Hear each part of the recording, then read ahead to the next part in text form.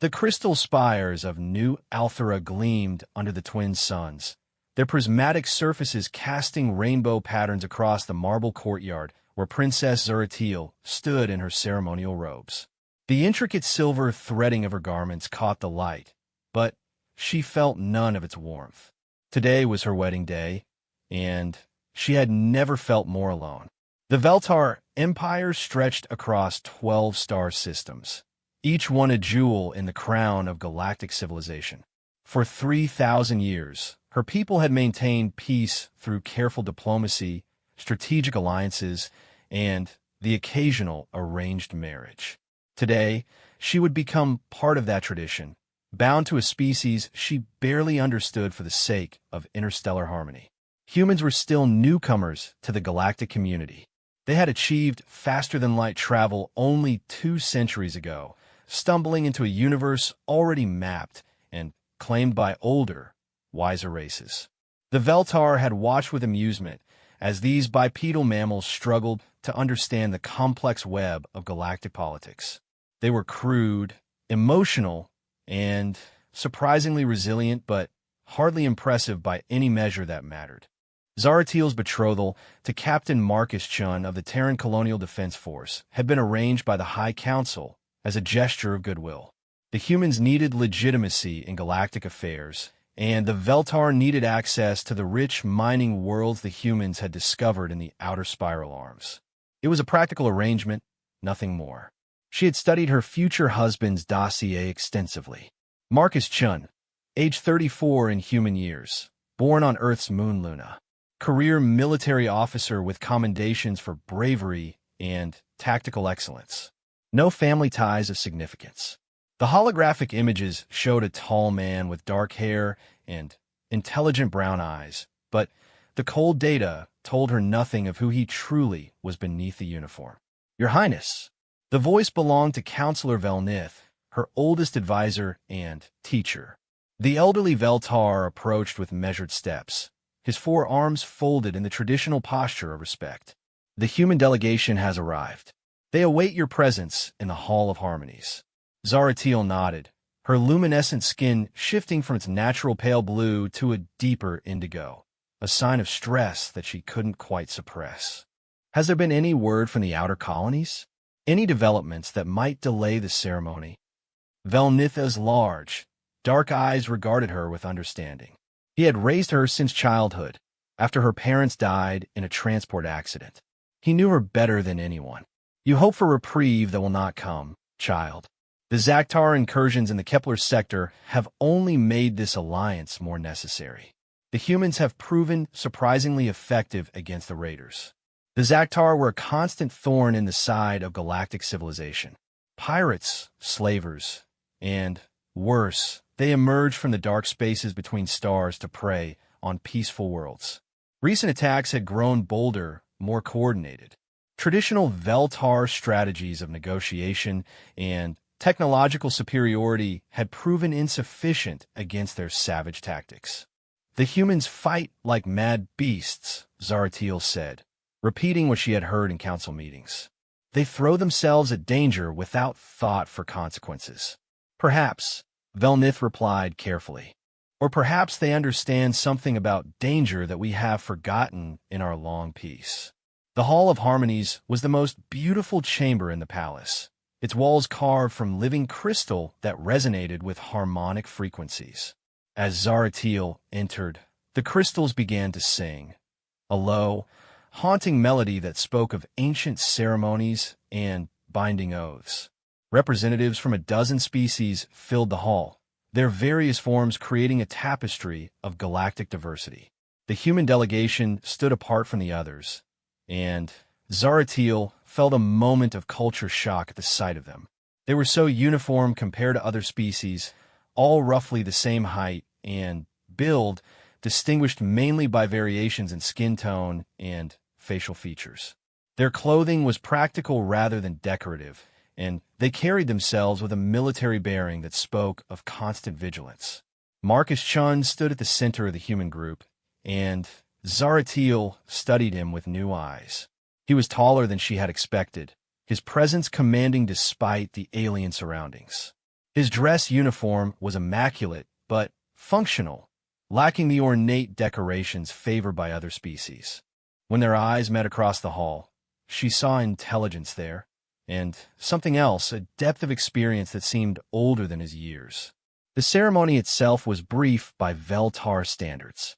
Eldor Thesandri, the most senior member of the High Council, performed the ritual binding while the crystal walls sang in harmony.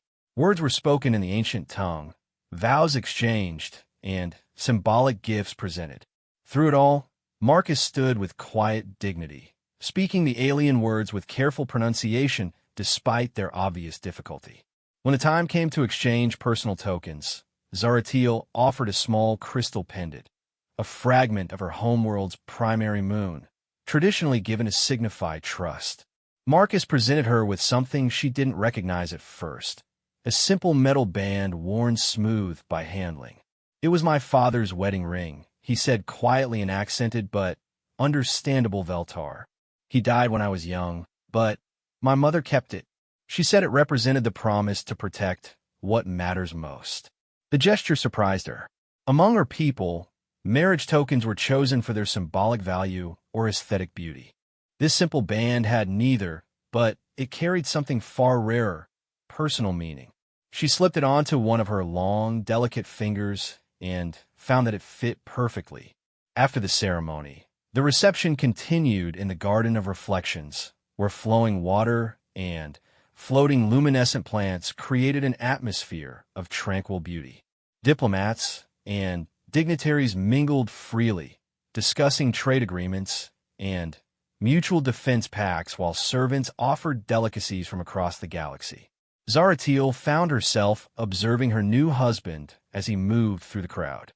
The other humans stayed close to him, forming a protective formation that seemed unconscious but effective. She noticed how they positioned themselves to watch different angles, how their hands never strayed far from concealed weapons, how their conversations included coded phrases and subtle hand signals. "They're always ready for battle," Ambassador Kethmori observed, following her gaze. The reptilian diplomat's forked tongue flicked out to taste the air. "Even here, in the heart of Veltar security, they prepare for war."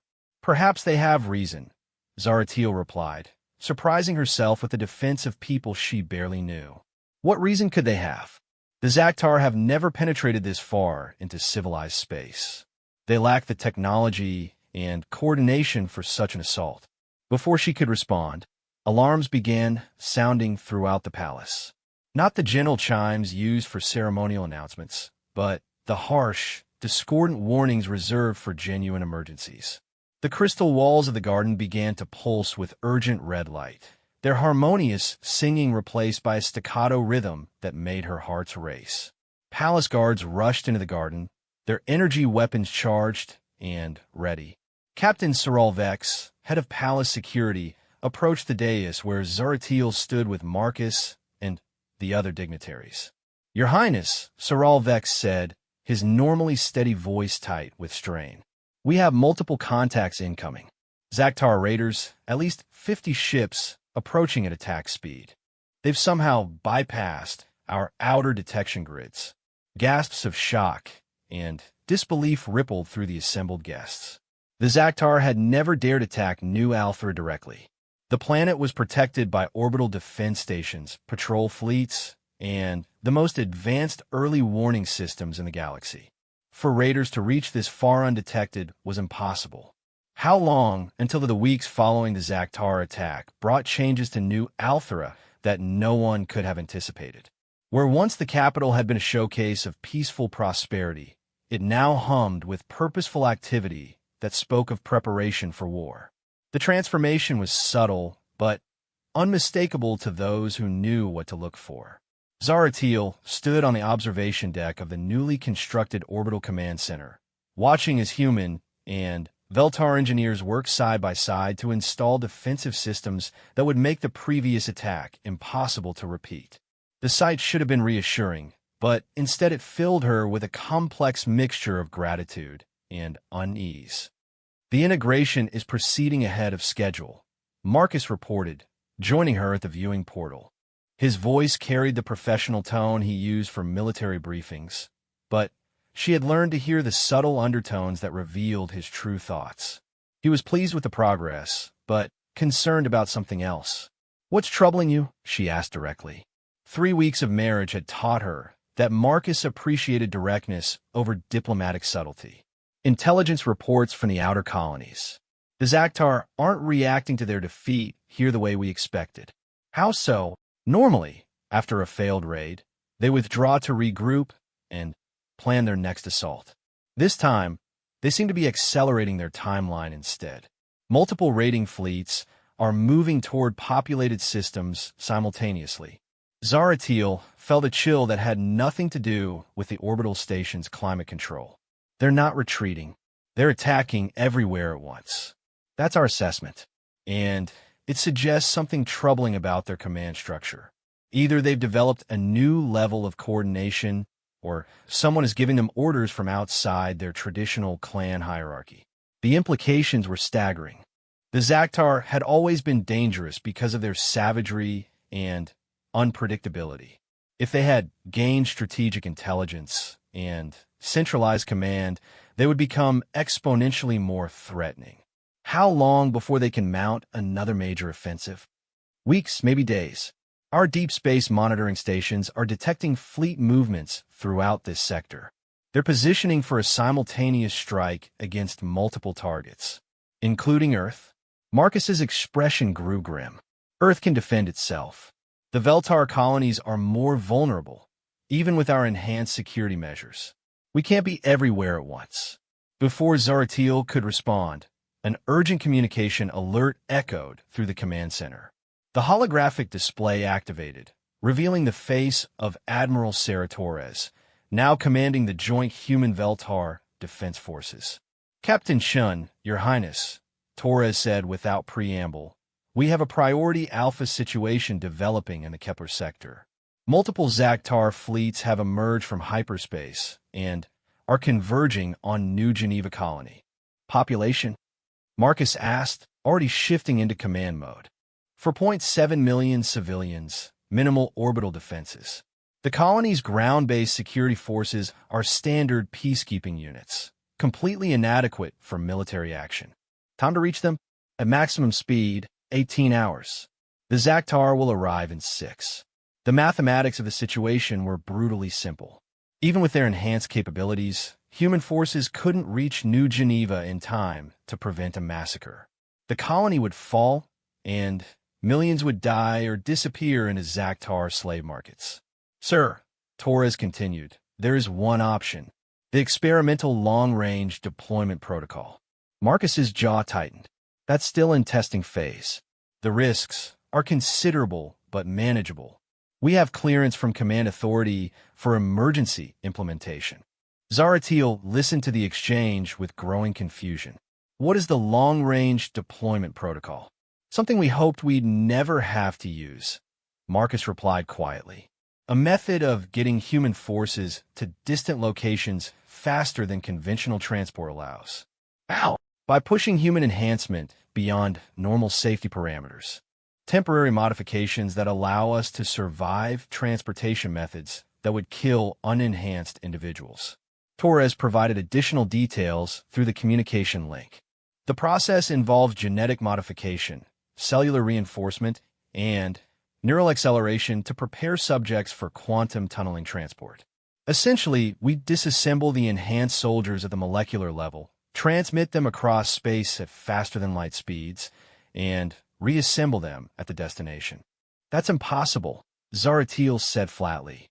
"No biological organism can survive molecular disintegration." "No normal biological organism," Marcus corrected. "But humans with full military enhancement can be modified to maintain consciousness and structural integrity even when reduced to their component atoms. It's one of the most classified capabilities in our arsenal. And one of the most dangerous," Torres added. "Even under optimal conditions, there's a 15% casualty rate from the process itself." "How many people are you talking about deploying?" 47 enhanced personnel, Marcus answered. "The same team that defended the palace, plus additional specialists." The numbers made no sense to Zaratiel. 47 people against multiple Zaktar fleets? That's not a rescue mission, it's suicide. It's warfare, Marcus replied with quiet certainty. And 47 humans can accomplish things that larger conventional forces cannot. Before she could argue further, additional reports began flooding in from across the sector. Zaktar forces had emerged from hyperspace near 5 different colony worlds, all simultaneously, all too far apart for conventional response. The attack was coordinated on a scale never before seen from the raiders. Admiral, Marcus said, his decision made, implement the long-range deployment protocol. Authorization code Omega-77. Confirmed. Deployment teams to preparation stations. Estimated mission time, 72 hours maximum. Wait, Zaratiel interrupted. You're going with them. It wasn't a question. She could see it in his posture, in the way he was already mentally preparing for combat. Her husband of 3 weeks was about to voluntarily disintegrate himself and travel across space to fight impossible odds against savage aliens. I'm the ranking officer, Marcus said simply, and I have the most experience with Zaktar tactics. You also have a wife who just discovered she married someone who considers molecular disintegration an acceptable form of transportation. Despite the gravity of the situation, Marcus almost smiled. Princess, I need you to understand something about human military doctrine. We don't send soldiers to die gloriously. We send them to kill efficiently and come home alive. The long-range deployment protocol has risks, but it also has a 96% success rate for mission completion. And the casualty rate for the soldiers themselves? Acceptable for the potential gains. The clinical term made Zaratiel's luminescent skin flicker with distress. Acceptable to whom? To the people whose lives depend on us succeeding. Admiral Torres's voice interrupted their discussion. Captain, we have additional intelligence. Long-range scans show the Zaktar fleets are carrying more than standard raiding equipment. These look like permanent occupation forces. Explain. Colony ships, construction equipment, terraforming gear. They're not planning hit and run raids, they're planning to stay. The revelation changed everything. If the Zaktar were establishing permanent bases in this sector, they could launch continuous attacks against all neighboring systems. The entire balance of power in this region of the galaxy would shift. New Geneva becomes even more critical, Marcus observed. If they establish a base there, every world within 50 light-years becomes vulnerable. Agreed. Deployment teams are standing by for final authorization. Marcus turned to Zaratiel, his expression serious but gentle. I need to go, not just as a soldier, but as someone who understands what's at stake. If we lose New Geneva, the Zaktar will have a foothold that we may never be able to dislodge. And if you die in the process, then other humans will continue the mission. That's how this works, Princess. No individual is indispensable, but the mission always continues. Zaratiel stared at her husband, seeing layers of dedication and sacrifice that she was only beginning to understand. Human military culture was built around concepts that her peaceful people found alien. Acceptable losses, calculated risks, the willingness to die for abstract principles. There has to be another way. If there was, we'd use it. But right now, 47 enhanced humans are the fastest response we can deploy, and fast response is the only thing that might save those colonies. Then, I'm coming with you. The words left her mouth before she fully realized what she was saying. Marcus stared at her in shock, while Torres's voice from the communication link carried obvious alarm. Princess, that's absolutely impossible. Why? Zaratiel interrupted. You said the process works by modifying biological systems to survive molecular disintegration. I'm a sentient biological organism. You can modify my systems the same way. The enhancement process is specifically designed for human physiology, Marcus explained patiently. Veltar biology is completely different. We don't know if the modifications would work, and we certainly don't know what the side effects might be. Then it's time to find out. Zaratiel, Marcus, listen to me. This alliance between our peoples is built on the idea that we can learn from each other, that we can become something better together than we are separately.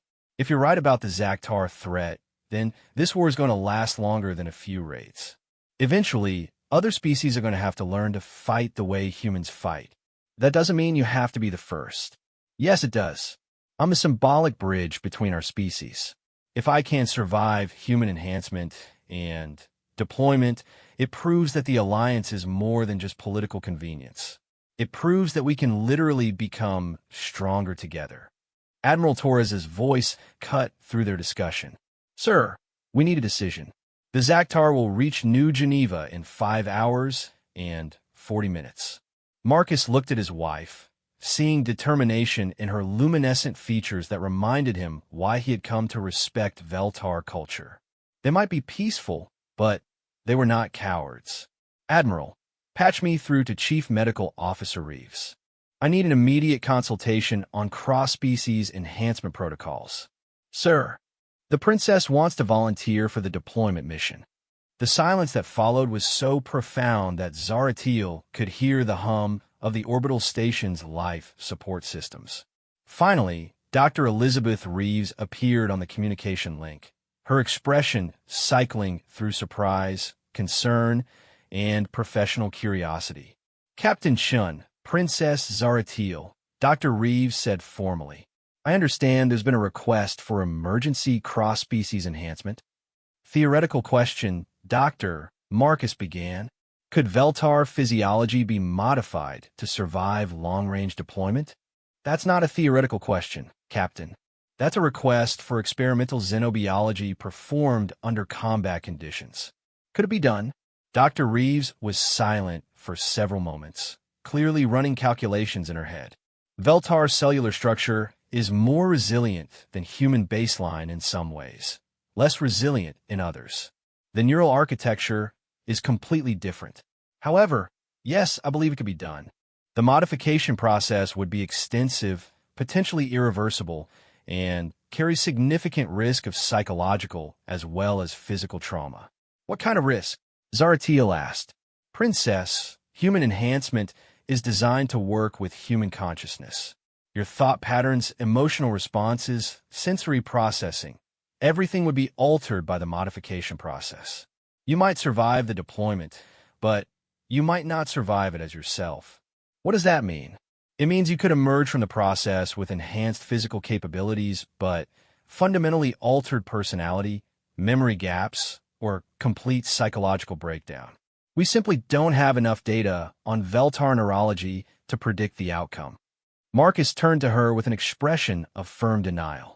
Absolutely not. The risk is too great. The risk to me, or the risk to the mission? Both. If the enhancement process fails, we lose you and gain nothing. If it succeeds, but damages your mind, we've created a diplomatic crisis that could destroy the alliance. And if New Geneva falls because we didn't have enough people to save it, then we learn from the failure and do better next time. Zaratiel stepped closer to her husband, her voice dropping to the intimate tone they used when speaking as partners rather than as diplomatic representatives. Marcus, you said that humans came to the stars looking for new challenges. Well, this is mine. For 3,000 years, my people have maintained peace through wisdom and diplomacy. But wisdom without strength is just helplessness with pretty words. Princess, I need to do this. Not for the alliance, not for the mission, but for myself. I need to know that I can be more than a symbol. I need to know that I can stand beside you when the real work begins. Marcus stared into her alien, but increasingly familiar features, seeing echoes of the determination that had driven humanity to the stars. The process can't be reversed. Once you're enhanced, you'll never be the same person you are right now. Neither will you after today's mission. That's what growth means, isn't it? Becoming something new, something better than what you were before. Dr. Reeves interrupted their conversation with professional urgency. If we're going to attempt this, we need to begin immediately. The modification process will take at least 4 hours, and that's cutting it dangerously close to the deployment window. Admiral Torres added her own concerns. Captain, Princess, I have to strongly advise against this course of action. The mission parameters are already at the edge of acceptability. Adding an experimental enhancement to an untested subject increases risk factors exponentially. Admiral Zaratiel said, "What would it mean to the mission to have a Veltar representative present during the defense of New Geneva?" Mang. New Geneva is a mixed colony, humans, Veltar, and several other species. If the residents see that their own governments are working together, fighting together, it might affect their willingness to resist rather than surrender. Torres considered this, her military mind working through the implications. Morale factor could be significant. Psychological impact on both defenders and attackers if they see cross-species cooperation at the tactical level. And strategic implications for future operations. Marcus added, beginning to see the larger picture. If other species believe they can be enhanced for combat deployment, it changes the entire nature of galactic defense. Or it creates unrealistic expectations that get people killed, Dr. Reeves pointed out grimly. Captain, I can attempt the modification, but I need full informed consent from both of you. If this fails, the political ramifications will be severe. Zaratiel looked at her husband, seeing conflict warring in his expression. He wanted to protect her, but he also understood the strategic value of what she was proposing. Your decision, he said finally. But if you do this, you follow my orders during the mission. Nous exceptions, nous hésitations, nous diplomatiques discussions. In combat, I'm not your husband. I'm your commanding officer. Understood. And if the enhancement process causes psychological damage, then you deal with whatever I become and find a way to make it work. Marcus turned to the communication link. Dr. Reeves, begin preparation for emergency cross-species enhancement. Admiral Torres, adjust mission parameters for one additional team member. Sir, I have to log a formal protest of this decision. Noted and overruled. Time to deployment. 4 hours, 37 minutes. What followed was the most intensive medical procedure Zaratiel had ever experienced. The enhancement process required her to be conscious throughout, as her body was systematically modified at the cellular level. Human medical technology interfaced with Veltar physiology in ways that had never been attempted before. Dr. Reeves worked with controlled desperation, constantly monitoring neural activity as enhancement nanites rebuilt Zaratiel's system from the inside out. Neural pathways are adapting faster than projected, she reported. Veltar brain structure seems more flexible than human baseline. Is that good or bad? Marcus asked, standing beside the medical chair where his wife was undergoing transformation. Unknown. It could mean easier integration of enhancement protocols, or it could mean unpredictable psychological effects. Zaratiel felt the changes happening within her body. Muscles becoming denser and stronger, reflexes accelerating beyond anything she had thought possible, senses sharpening until she could hear conversations in distant parts of the medical bay. But the most profound changes were happening in her mind. Human enhancement wasn't just physical modification. It included neural optimization, tactical programming, and combat conditioning. As the process continued, she began to understand things that had never been explained to her. The subtle body language that indicated hidden weapons, the acoustic signatures of different types of spacecraft, the chemical traces that revealed the presence of explosives. Psychological integration proceeding normally, Dr. Reeves announced. Enhanced awareness is activating without apparent trauma. How do you feel, Princess? Marcus asked. Zaratiel considered the question, accessing her enhanced cognitive abilities to analyze her own state. Different. More aware.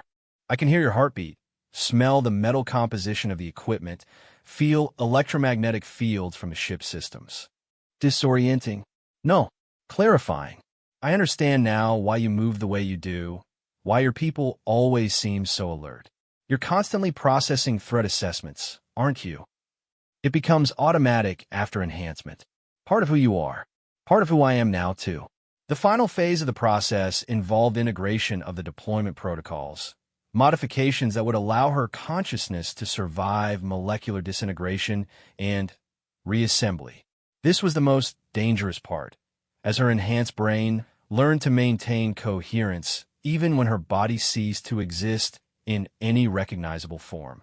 Neural pattern lock achieved, Dr. Reeves reported with obvious relief. Princess, you should be capable of surviving quantum tunneling transport. Should be. The first time is always uncertain. Even enhanced humans experience some disorientation during their initial deployment. Marcus checked his combat gear one final time, then helped Zaratiel into the specially modified armor that Dr. Reeves had prepared for her. The equipment felt natural in her enhanced hands, as if she had been using military hardware her entire life. Remember, he said quietly, once we deploy, everything changes. Combat situations evolve faster than conscious thought. Trust your enhanced instincts, follow my lead, and don't try to understand everything that happens. Just react. Marcus. Yes. Thank you for trusting me enough to let me do this. Thank you for caring enough to insist. Admiral Torres's voice echoed through the deployment bay. All personnel to transport positions. Deployment commences in 90 seconds. The quantum tunneling transport system was unlike anything in Zaratiel's experience. Where Veltar technology emphasized harmony and integration with natural forces, human deployment tech was brutally efficient. The transport chamber looked more like a weapon system than a transportation device. First time is always unsettling, Lieutenant Colonel Wright said, taking position beside her in the transport array. The trick is to not think about what's happening to your body. Focus on the destination, on what you need to do when you arrive. What does it feel like? Like dying and being reborn in the space between heartbeats. Before she could ask for clarification, the system activated. Reality dissolved around Zaratiel as her enhanced consciousness experienced something no Veltar had ever survived, the complete disintegration of her physical form. For an instant that lasted forever, she existed as pure information, scattered across space at velocities that made light seem stationary. Then, she was solid again, standing in what appeared to be a military transport bay, but the sensation of reassembly left her disoriented despite her enhancements. Around her, the 47 human soldiers were checking their equipment with practiced efficiency, as if crossing the galaxy in minutes was routine. Status report. Marcus commanded, his voice carrying the authority of absolute command. All personnel accounted for, Torres replied. Transport successful, no casualties. Local time is 1400 hours. Zaktar arrival estimated in 43 minutes. Through the transport bay's windows, Zaratiel could see New Geneva colony spread out below them. The settlement was larger than she had expected, a sprawling city of nearly 5 million beings built around the shores of an artificial lake. It looked peaceful, prosperous, and completely unprepared for war. What's our tactical situation? Marcus asked. 3 Zaktar fleets approaching from different vectors, replied Captain Martinez, the mission's intelligence specialist. Estimated force strength, 12,000 raiders, heavy assault equipment, and what appears to be occupation gear. Civilian evacuation? Impossible. Not enough time, not enough transport. The colonists are going to have to shelter in place and hope we can break the attack before it reaches the surface. Marcus studied the tactical displays with enhanced perception, processing information faster than any baseline human could manage. Assessment. This is a probe in force. They want to test our response capabilities while establishing a permanent foothold. Recommendations? We make the cost so high that they abandon the entire operation. Full deployment, maximum aggression, complete destruction of enemy forces. Sir, 12,000 hostiles against 48 enhanced personnel, 48 enhanced humans, and 1 enhanced Veltar, Marcus corrected. The odds are almost fair. What followed was Zaratiel's first experience with human military planning at the tactical level. The 47 soldiers didn't just coordinate, they thought as a single organism, each individual perfectly aware of their role in a larger strategy. Equipment was distributed, positions assigned, and contingency plans established in minutes. Princess, Marcus said, handing her a weapon she didn't recognize. You're with Lieutenant Torres. Your job is to provide liaison with colonial authorities and coordinate civilian protection. Do not engage enemy forces directly unless absolutely necessary. Understood. The weapon felt familiar in her enhanced hands, as if the modification process had included muscle memory for its use. Torres, keep her alive. If the enhancement process has unexpected side effects during combat, I need to know immediately. Sir, the deployment to the planet's surface used conventional transport, giving Zaratiel her first view of New Geneva as the Zaktar fleets approached. The colony was a testament to peaceful cooperation. Humans and Veltar had worked together to create something beautiful, integrating advanced technology with a natural environment in ways that enhance both. Soon, all of it would be under attack by forces that wanted only to destroy or enslave everything they found. Colonial Administrator Hendricks met them at the landing pad, his face showing the strain of someone trying to maintain order in an impossible situation. Captain Shun, thank God you're here. We've been trying to evacuate critical personnel, but there's not enough time. Administrator, we're not here to evacuate anyone. We're here to defend the colony. With 48 people, Captain, our long-range sensors show thousands of incoming raiders, which is why we need to make this defense count. What ground-based military assets do you have available? Security forces with light weapons, some construction equipment that might be useful for fortifications, and about 50 volunteers with hunting rifles. Marcus nodded, as if this was exactly what he had expected. More than enough. Administrator, I need you to coordinate with Lieutenant Torres on civilian protection protocols. Princess Zaratiel will serve as liaison for Veltar colonists. Hendricks stared at Zaratiel in shock. Your Highness? What are you doing here? Learning, she replied simply. The next hour was a masterclass in human military efficiency. The 47 enhanced soldiers spread throughout the colony like a disease, each one taking position in locations that provided maximum tactical advantage. Crystal spires of New Althera gleamed under the twin suns, their prismatic surfaces casting rainbow patterns across the marble courtyard where Princess Zaratiel stood in her ceremonial robes. The intricate silver threading of her garments caught the light, but she felt none of its warmth. Today was her wedding day, and she had never felt more alone. The Veltar Empire stretched across 12 star systems, each one a jewel in the crown of galactic civilization. For 3,000 years, her people had maintained peace through careful diplomacy, strategic alliances, and the occasional arranged marriage. Today, she would become part of that tradition, bound to a species she barely understood for the sake of interstellar harmony. Humans were still newcomers to the galactic community. They had achieved faster-than-light travel only 2 centuries ago, stumbling into a universe already mapped and claimed by older, wiser races. The Veltar had watched with amusement as these bipedal mammals struggled to understand the complex web of galactic politics. They were crude, emotional, and surprisingly resilient, but hardly impressive by any measure that mattered.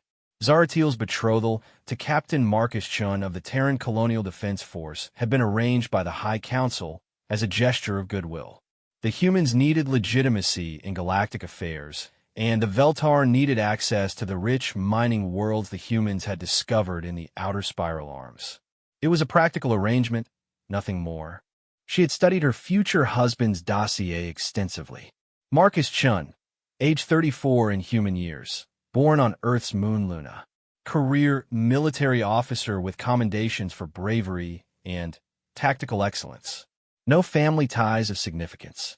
The holographic images showed a tall man with dark hair and intelligent brown eyes, but the cold data told her nothing of who he truly was beneath the uniform. Your Highness, the voice belonged to Counselor Velnith, her oldest advisor and teacher. The elderly Veltar approached with measured steps, his 4 arms folded in the traditional posture of respect. The human delegation has arrived. They await your presence in the Hall of Harmonies. Zaratil nodded, her luminescent skin shifting from its natural pale blue to a deeper indigo, a sign of stress that she couldn't quite suppress. Has there been any word from the outer colonies? Any developments that might delay the ceremony? Velnitha's large, dark eyes regarded her with understanding. He had raised her since childhood, after her parents died in a transport accident. He knew her better than anyone. You hope for reprieve that will not come, child. The Zaktar incursions in the Kepler sector have only made this alliance more necessary. The humans have proven surprisingly effective against the raiders. The Zaktar were a constant thorn in the side of galactic civilization. Pirates, slavers, and, worse, they emerged from the dark spaces between stars to prey on peaceful worlds. Recent attacks had grown bolder, more coordinated. Traditional Veltar strategies of negotiation and technological superiority had proven insufficient against their savage tactics. The humans fight like mad beasts, Zaratil said, repeating what she had heard in council meetings. They throw themselves at danger without thought for consequences. Perhaps, Velnith replied carefully, or perhaps they understand something about danger that we have forgotten in our long peace. The Hall of Harmonies was the most beautiful chamber in the palace, its walls carved from living crystal that resonated with harmonic frequencies. As Zaratil entered, the crystals began to sing, a low, haunting melody that spoke of ancient ceremonies and binding oaths. Representatives from a dozen species filled the hall, their various forms creating a tapestry of galactic diversity. The human delegation stood apart from the others, and Zaratil felt a moment of culture shock at the sight of them. They were so uniform compared to other species, all roughly the same height and build, distinguished mainly by variations in skin tone and facial features. Their clothing was practical rather than decorative, and they carried themselves with a military bearing that spoke of constant vigilance. Marcus Chun stood at the center of the human group, and Zaratil studied him with new eyes. He was taller than she had expected, his presence commanding despite the alien surroundings.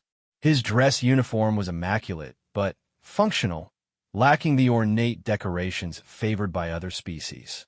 When their eyes met across the hall, she saw intelligence there, and something else, a depth of experience that seemed older than his years. The ceremony itself was brief by Veltar standards.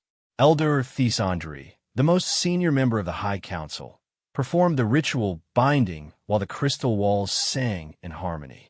Words were spoken in the ancient tongue, vows exchanged, and symbolic gifts presented. Through it all, Marcus stood with quiet dignity, speaking the alien words with careful pronunciation despite their obvious difficulty. When the time came to exchange personal tokens, Zaratil offered a small crystal pendant, a fragment of her homeworld's primary moon, traditionally given to signify trust. Marcus presented her with something she didn't recognize at first, a simple metal band worn smooth by handling. "It was my father's wedding ring," he said quietly in accented but understandable Veltar. "He died when I was young, but my mother kept it. She said it represented the promise to protect what matters most." The gesture surprised her. Among her people, marriage tokens were chosen for their symbolic value or aesthetic beauty. This simple band had neither, but it carried something far rarer, personal meaning. She slipped it onto one of her long, delicate fingers and found that it fit perfectly. After the ceremony, the reception continued in the Garden of Reflections, where flowing water and floating luminescent plants created an atmosphere of tranquil beauty. Diplomats and dignitaries mingled freely, discussing trade agreements and mutual defense pacts while servants offered delicacies from across the galaxy. Zaratil found herself observing her new husband as he moved through the crowd. The other humans stayed close to him, forming a protective formation that seemed unconscious but effective. She noticed how they positioned themselves to watch different angles, how their hands never strayed far from concealed weapons, how their conversations included coded phrases and subtle hand signals. "They are always ready for battle," Ambassador Kethmori observed, following her gaze. The reptilian diplomat's forked tongue flicked out to taste the air. Even here, in the heart of Veltar's security, they prepare for war. Perhaps they have reason, Zaratil replied, surprising herself with the defense of people she barely knew. What reason could they have? The Zaktar have never penetrated this far into civilized space. They lack the technology and coordination for such an assault. Before she could respond, alarms began sounding throughout the palace. Not the gentle chimes used for ceremonial announcements, but the harsh, discordant warnings reserved for genuine emergencies. The crystal walls of the garden began to pulse with urgent red light, their harmonious singing replaced by a staccato rhythm that made her heart race. Palace guards rushed into the garden, their energy weapons charged and ready. Captain Saralvex, head of palace security, approached the dais where Zaratil stood with Marcus and the other dignitaries. "Your Highness," Saralvex said, his normally steady voice tight with strain. "We have multiple contacts incoming. Zaktar raiders, at least 50 ships, approaching at attack speed. They've somehow bypassed our outer detection grids." Gasps of shock and disbelief rippled through the assembled guests. The Zaktar had never dared attack New Althra directly.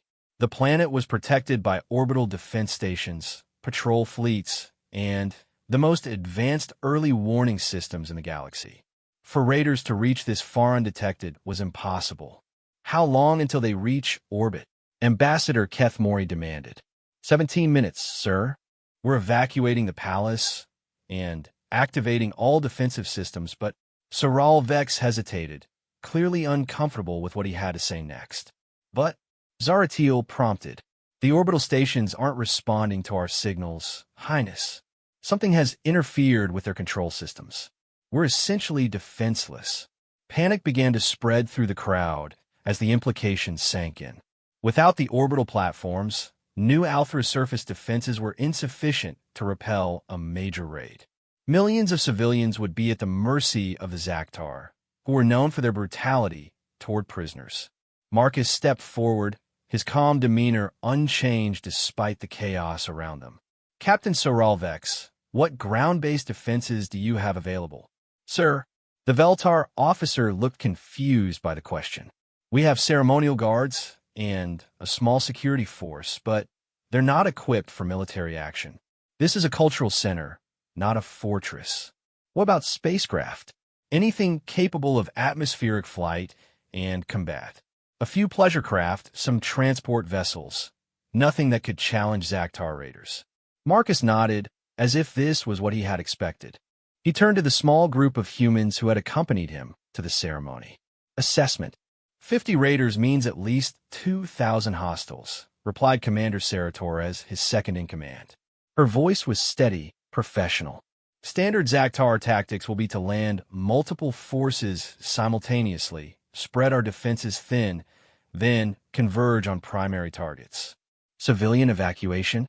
"Impossible in the time frame," answered Lieutenant Colonel James Wright, a man with graying temples and scars that spoke of extensive combat experience.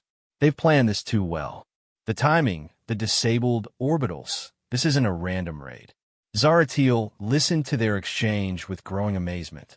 While everyone else succumbed to panic or stood frozen with shock, these humans were already analyzing the situation and formulating responses.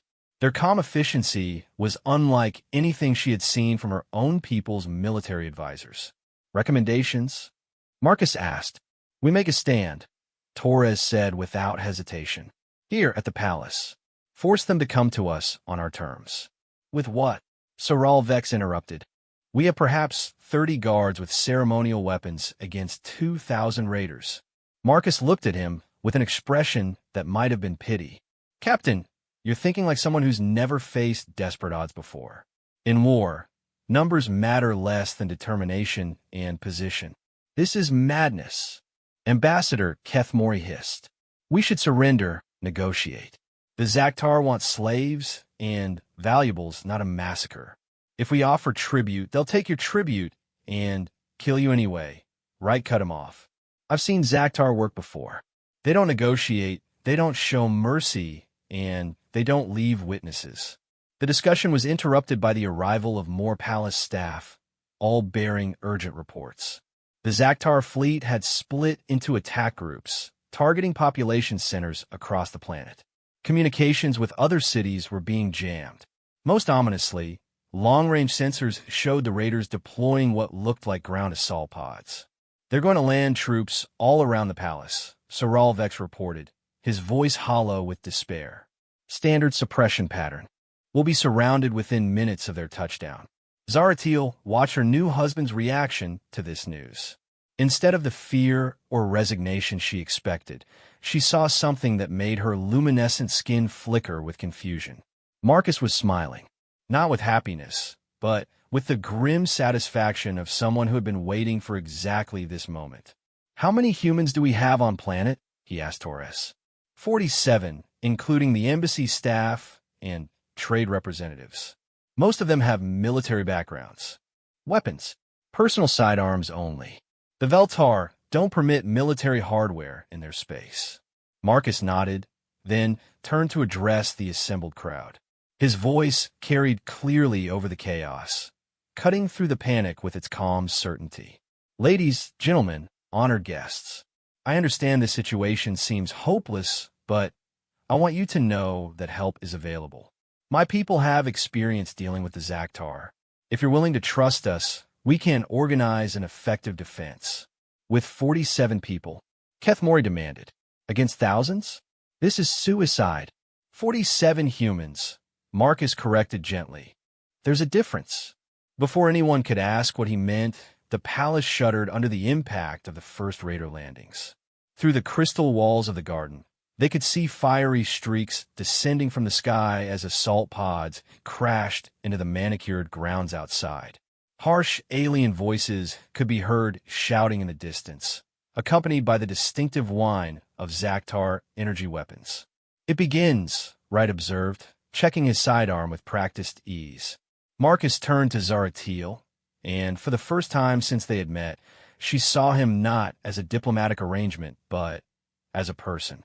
His brown eyes held depth she had never suspected, and when he spoke, his voice carried an undertone of something that made her ancestral memories stir with recognition.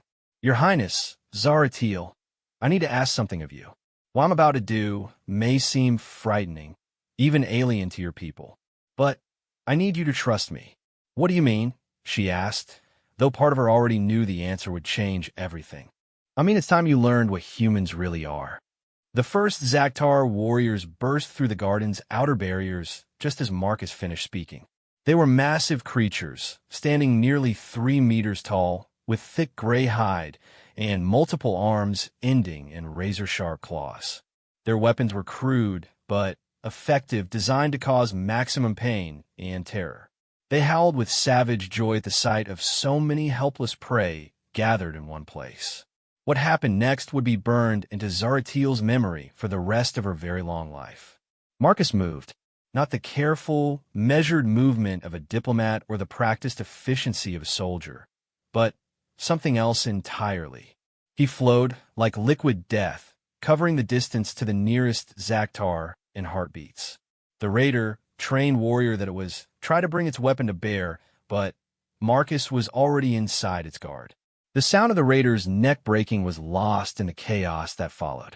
The other humans moved as well, but they seemed almost slow compared to their leader. Marcus continued his deadly dance, moving from target to target with impossible speed and precision. His hands became weapons, striking with enough force to shatter bone and pulverize organs. A Zaktar managed to fire its energy rifle at point-blank range, the bolt of superheated plasma that should have vaporized a human torso. Instead, it struck Marcus in the chest and simply dispersed. The energy scattered across his body like water hitting stone, leaving him completely unharmed.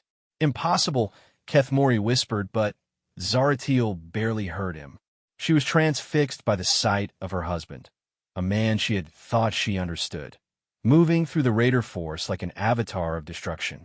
The Zaktar, brave enough when facing helpless prey, began to show fear. Their bestial growls turned to shrieks of terror as they realized they were not the predators in this encounter. They tried to retreat, but there was nowhere to run. Marcus and his people had positioned themselves perfectly, turning the garden into a killing ground. Within minutes, it was over. 20 Zaktar warriors lay dead among the crystalline flowers, their dark blood staining the pristine pathways. The humans stood amid the carnage, barely breathing hard, their weapons still holstered. They had fought the entire battle with nothing but their bare hands. Status report. Marcus said calmly, as if he had just finished a routine training exercise. Garden secure, Torres replied, checking her small handheld device. Motion sensors show more raiders approaching from the east wing. Palace staff casualties? None. Some shock, but no injuries.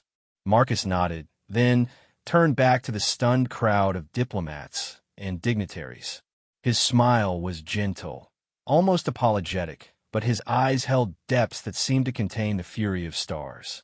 I apologize for the violence, he said sincerely.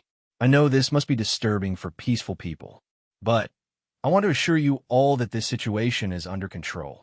Under control? Elder Thesandri spoke for the first time since the attack began, her ancient voice trembling with shock. What are you? What are any of you? We're human, Marcus replied simply. Just human. But perhaps not the kind of human your people thought they knew. Zaratiel found her voice, though it came out as barely more than a whisper. The energy bolt. It should have killed you. Yes, it should have, Marcus agreed. Most things that try to kill humans should succeed. We're soft, fragile creatures compared to most galactic species. But we've learned to be very hard to kill. Ow! Evolution, princess. Adaptation. Survival of the fittest applied to a species that refuses to quit. He gestured to his fellow humans, all of whom were now preparing for the next wave of attacks with methodical efficiency. We come from a death world. Earth seems peaceful now, but for millions of years it tried very hard to kill everything that lived on it. Ice ages, asteroid impacts, supervolcanic eruptions, plagues, mass extinctions. Our planet threw everything it had at life, and somehow we survived it all. But the energy weapons adaptation, Wright interjected, joining the conversation as he distributed additional ammunition to the human team. Human bodies learn to resist whatever tries to kill them, given enough exposure. Energy weapons, radiation, toxins, disease, we build immunity to everything eventually. That's impossible, Kethmori protested. No biological organism can adapt that quickly. You're right, Marcus acknowledged. It usually takes generations. But humans learn to accelerate the process. Every member of our military receives genetic modifications, cellular reinforcement, neural enhancement. We become something more than baseline human while remaining essentially ourselves. Enhanced soldiers, Zaratiel said, understanding beginning to dawn. Among other things. But it goes deeper than that. Every human child grows up hearing the stories of our world, learning that survival requires constant vigilance and the will to fight against impossible odds. It becomes part of who we are. The sound of approaching raiders interrupted the explanation. Through the garden's transparent walls, they could see Zaktar forces regrouping for a coordinated assault. This time, they were bringing heavier weapons and what looked like armored support units. Time for lesson 2, Marcus said, checking a small device on his wrist. Torres, are our people in position? Affirmative. All civilians secured in the lower levels. Defensive positions established. Good. Begin Phase 2. Torres spoke into her communication device, too quietly for the others to hear. Moments later, the palace began to transform. Hidden panels slid open, revealing weapon emplacements that definitely weren't part of the original Veltar architecture. Defensive barriers rose from the floor, creating interlocking fields of fire that turned the elegant halls into military fortifications. You modified our palace? Soral Vex demanded, his shock giving way to outrage. Security upgrades, Marcus corrected, requested and approved through proper diplomatic channels 3 months ago. The work was done by certified contractors during routine maintenance periods. We never approved military installations. No, you approved cultural exchange facilities and improved visitor amenities. The specific nature of those improvements was left to our discretion. Zaratil almost laughed despite the situation.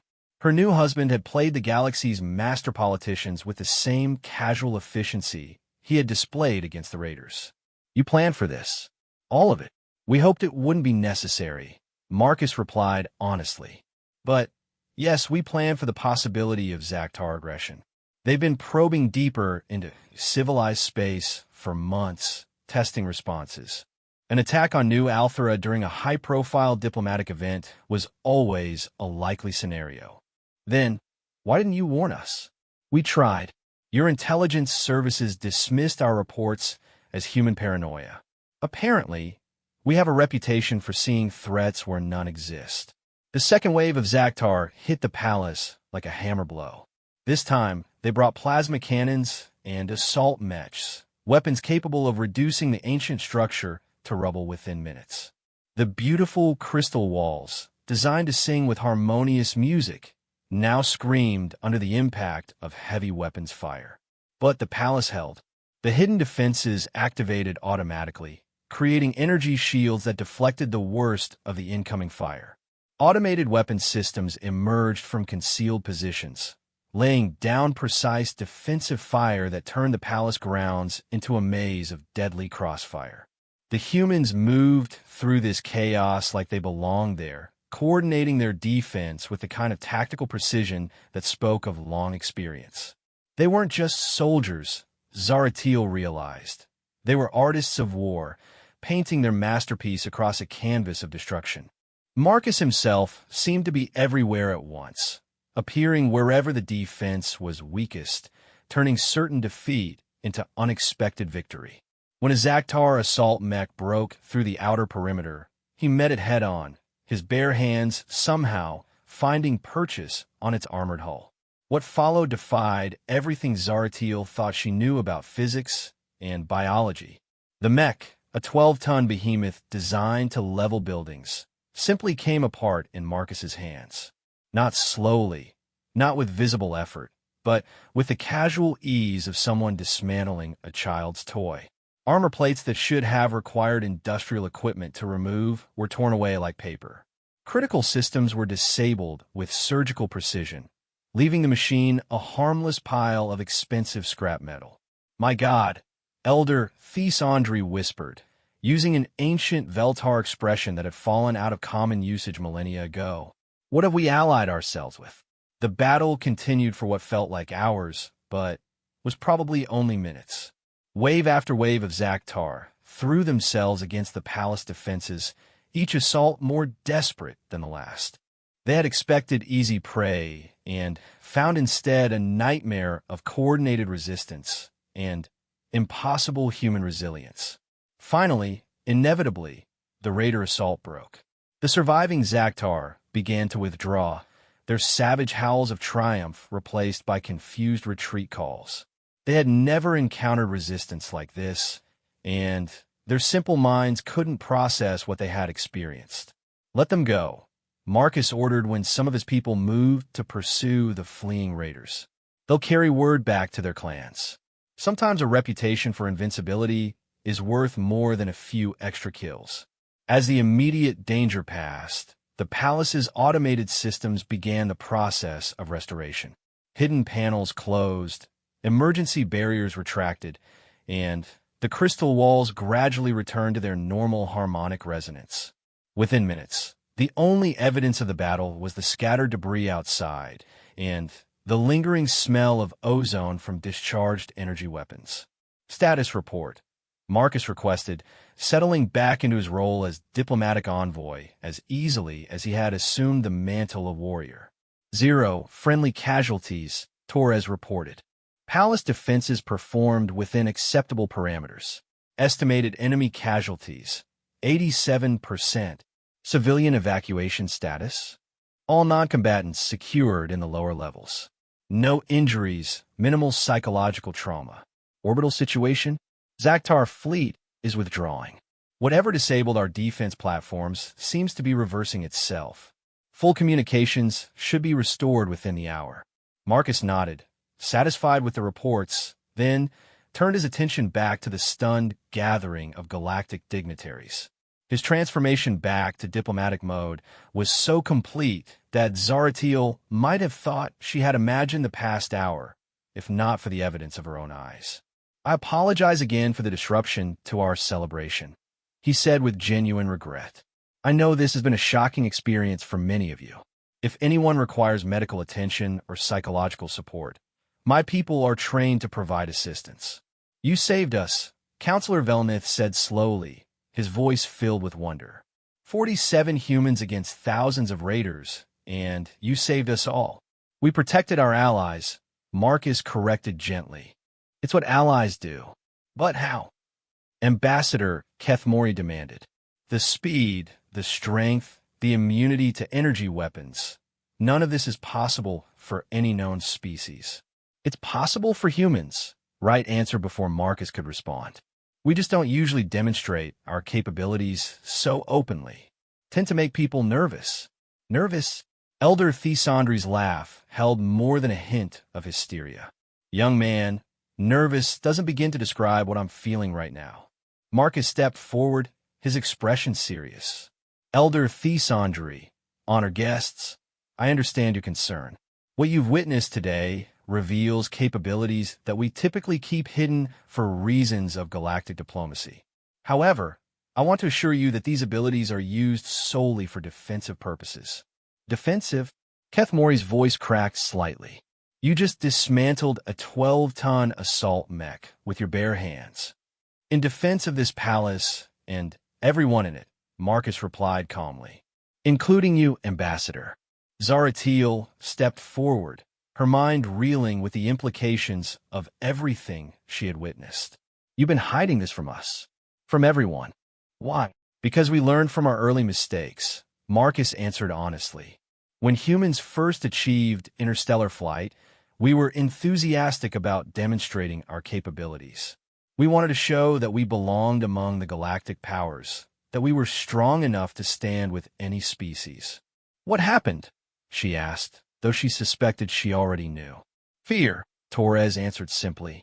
"The other species saw our potential and became terrified of what we might become. Trade embargoes, diplomatic isolation, even some attempts at preemptive military action. We learned that being strong made us enemies, not friends. So we adapted," Wright continued. "We learned to appear harmless, to let other species see us as crude but manageable newcomers. We built our reputation on being brave, but foolish, willing to take risks that smarter species would avoid. It worked," Marcus concluded.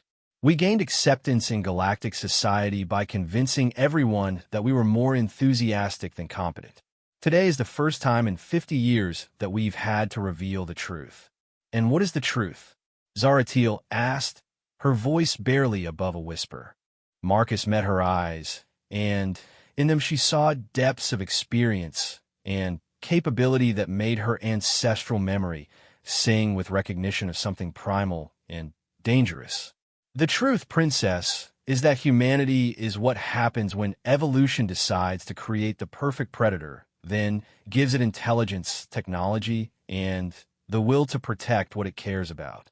The silence that followed was broken by the arrival of palace security forces, finally responding to the emergency alerts. Captain Soral Vex led the group, his expression cycling through confusion, embarrassment, and growing understanding as he surveyed the aftermath of the battle. "Your Highness," he reported formally, "the immediate threat has been neutralized." "How? How did you manage to organize such an effective defense?" "We had help," Zaratiel replied, gesturing toward Marcus and his people. "Very effective help." Soral Vex studied the human delegation with new eyes, noting details that had been overlooked before. The way they stood, the subtle positioning that kept them ready for instant action, the alert awareness that never seemed to diminish. "I see. Perhaps we should discuss enhanced security protocols for future diplomatic events." "An excellent idea," Marcus agreed. I'm sure we can provide some useful suggestions. As the immediate crisis passed and palace life began to return to normal, Zaratiel found herself alone with Marcus for the first time since their wedding ceremony. They stood in her private chambers, the elegant Veltar furnishings seeming somehow fragile and delicate after witnessing the raw power he had displayed. "So," she said finally, not sure how to begin, "this is what I married. This is who I am," Marcus corrected gently. "But it's not all I am. What else should I know? Do all humans have these enhancements?" "No. Military personnel only, and not all of them. The process is voluntary and expensive. Most civilian humans are baseline normal, just like you saw in the early contact records. But you're not." "No, I'm not. I've been enhanced for combat operations, genetic therapy, neural optimization, cellular reinforcement. I'm stronger, faster, and more resilient than baseline human normal. But I'm still human, still fundamentally the same person." Zaratiel moved to the window, looking out at the palace grounds where maintenance crews were already beginning repairs. "Do you know what frightens me most about what I saw today?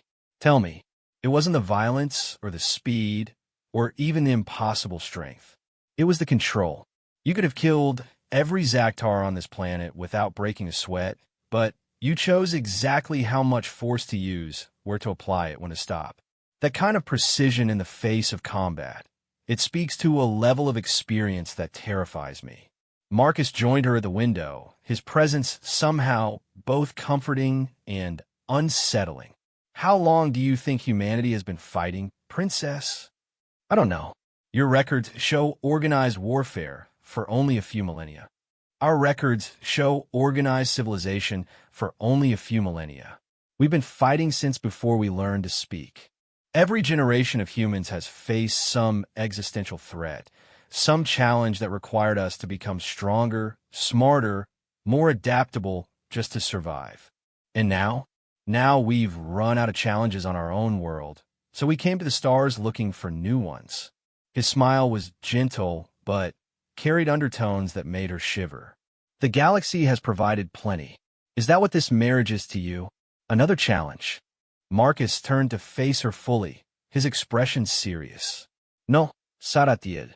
This marriage is something I've never encountered before, which is hope for something better than constant warfare. A chance to build instead of destroy, to create instead of merely survive." He paused, choosing his words carefully. "Your people represent everything humanity aspires to become. Peaceful, culture-wise. If we can learn to live among you without destroying what makes you special, then maybe we can evolve beyond our violent origins. And if you can't, then the galaxy will have to decide whether our protection is worth the risk of our presence." Zaratiel studied her husband's face, seeing layers of complexity she had never suspected. "You really believe you're protecting us, don't you?" "I know we are. The Zaktar raid today wasn't random, Princess. It was a probe, a test to see how the galactic powers would respond to a direct attack on their core worlds. If we hadn't been here, if they had succeeded in taking New Althera, it would have been the first step in a campaign that would have consumed half the galaxy." "How can you be so certain?" "Because we've seen it before. On our own world, in our own history. The pattern is always the same. Raiders test the defenses, find them weak, then return in greater numbers. The only way to stop it is to make the cost of aggression so high that even thinking about it becomes unacceptable. Through violence. Through the credible threat of violence. There's a difference." Before Zaratiel could respond, a soft chime announced an incoming communication. The holographic projector in her chambers activated, displaying the image of Elder Thesandri. "Your Highness," the Elder said without preamble, "the High Council has convened an emergency session. Your presence is requested immediately." "Of course, Elder. We'll be there shortly." "We?" Thesandri's expression showed surprise. "Princess, this concerns internal Veltar security matters. Perhaps your husband should remain in his quarters." "No," Zaratiel said firmly, surprising herself with the certainty in her voice. Whatever the council needs to discuss, Marcus should hear it. After today, I think we need to reassess our assumptions about many things. The council chambers were filled with tension when they arrived. Representatives from across the Veltar Empire had gathered via holographic link, their expressions ranging from fear to anger to confusion. The attack on New Althra had shattered many comfortable assumptions about galactic security. Elder Thesandri called for order, her ancient voice carrying the weight of millennia of tradition. Honored council members, we gather in the wake of unprecedented events. The successful defense of our capital world raises questions that demand immediate attention. The humans deceived us, Counselor Pethrin declared, his blue skin flushed with indignation. They allowed us to believe they were primitive newcomers while concealing military capabilities that exceed our own. They saved our lives, Counselor Valandra countered. Without their intervention, we would all be dead or enslaved. That's precisely the problem, Pethrin shot back. We are now dependent on beings whose true nature we completely misunderstood. How can we trust allies who have been lying to us from the beginning? Marcus stepped forward, his diplomatic training evident in his respectful posture despite the accusations being leveled against his people. Honored counselors, if I may address your concerns? By all means, Elder Thesandri said. We would very much like to hear your explanation. First, I want to clarify that we have never lied about our capabilities. We simply haven't volunteered information that wasn't specifically requested. When your scientists asked about human physical parameters, we provided data on baseline civilian populations. When your military advisors inquired about our combat effectiveness, we shared records of conventional forces using standard equipment. Deception by omission, Pethrin accused. Diplomatic discretion, Marcus replied calmly. Every species in this galaxy maintains classified information about their true military capabilities. The difference is that most of you have never faced the kind of existential threats that forced us to develop ours. And what threats were those? Valandra asked, genuine curiosity overriding political posturing. Marcus gestured, and his aide activated a portable holographic display. Images filled the air above the council table, scenes of devastation that made even the hardened politicians gasp. This is Detroit, North America, Earth. 15 years ago, the image showed a city in ruins, skeletal remains of skyscrapers reaching toward a blood-red sky. Zaktar raiders had discovered our world, decided to test our defenses. 3 million dead in the first week. The next image showed human soldiers in powered armor, fighting creatures that looked like nightmares given form. This is Sydney, Australia, during the second wave. The raiders brought gene-modified shock troops, things designed specifically to hunt humans in urban environments.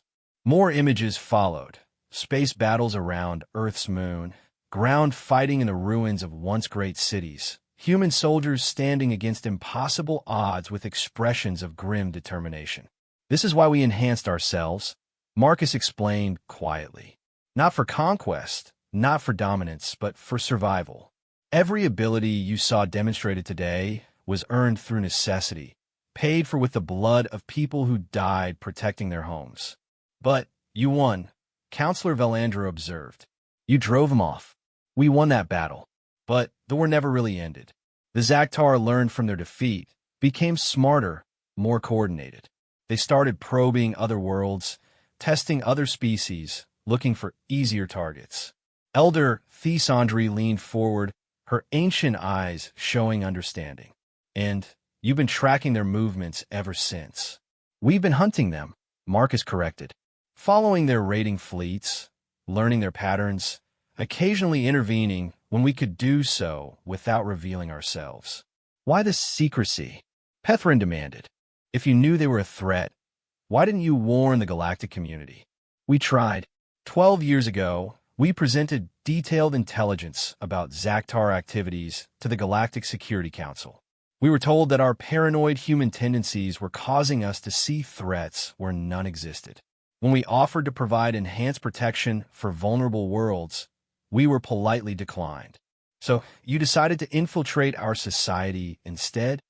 We decided to position ourselves where we could be most effective when the inevitable happened, Torres interjected, speaking for the first time since entering the chamber. Today's attack on New Althera was always a possibility. A high-profile diplomatic event, representatives from multiple worlds, minimal military presence.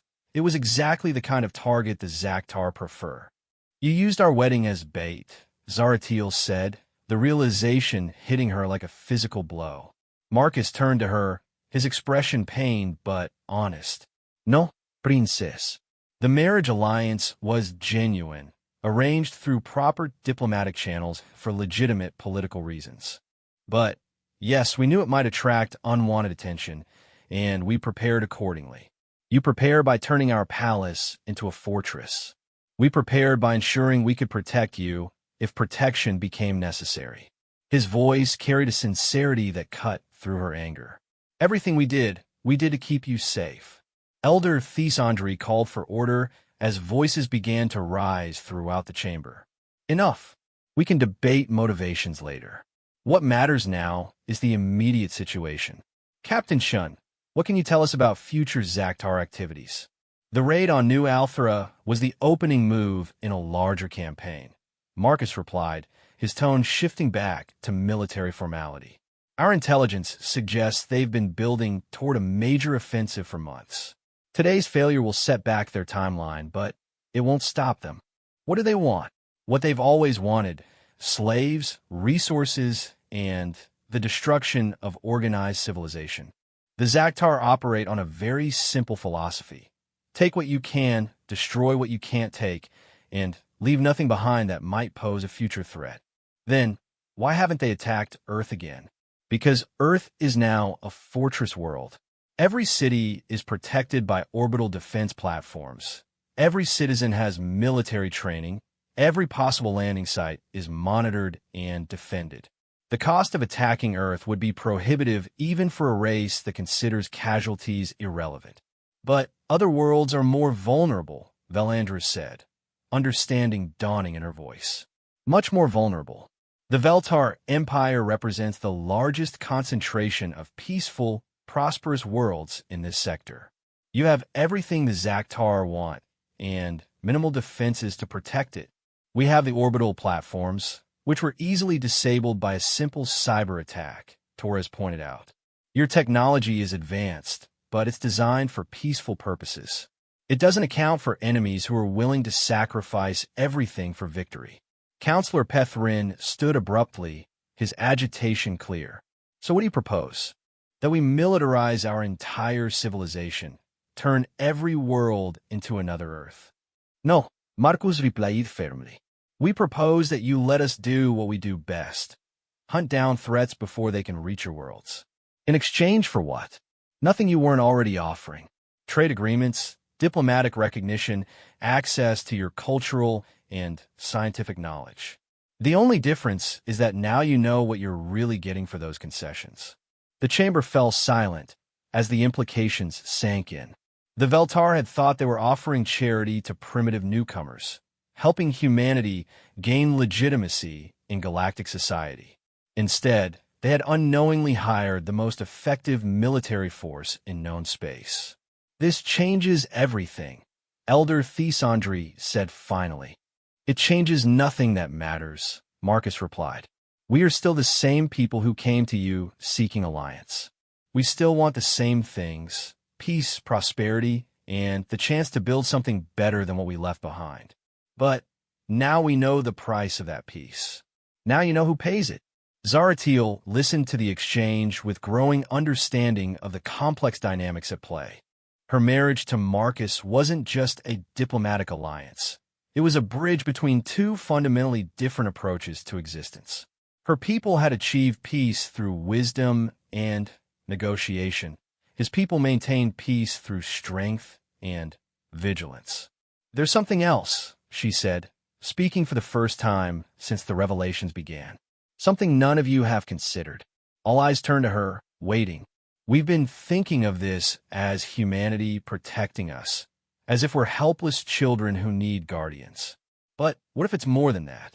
What if we can offer something they need as much as they can offer us protection? What do you mean?